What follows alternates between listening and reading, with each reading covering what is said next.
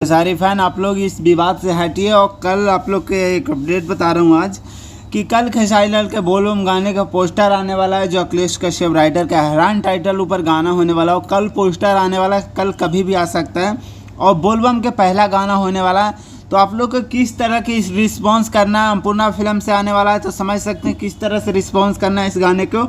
और पोस्टर अभी रिलीज़ किया जाएगा कल, और मोशन पोस्टर, उसके बाद टीजर रिलीज़ किया जाएगा, उसके बाद गाना आएगा। तो आप लोग तैयार हो जाएगा, ये कंट्रोवर्सी से दूर हट जाइए।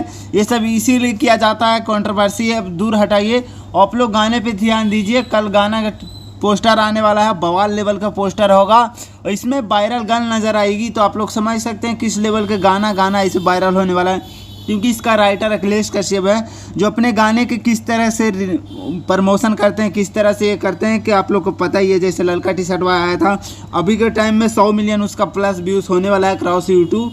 और बहुत ज़बरदस्त ये भी गाना होने वाला है, क्योंकि हैरान टाइटल गाना होने वाला है, तो बहुत ज़बरदस्त गाना होने वाला होगा। तो ज़्यादा कुछ नहीं बोलता। ओके बाय, लव यू, मिलता हूँ नेक्स्ट अपडेट में। Love you.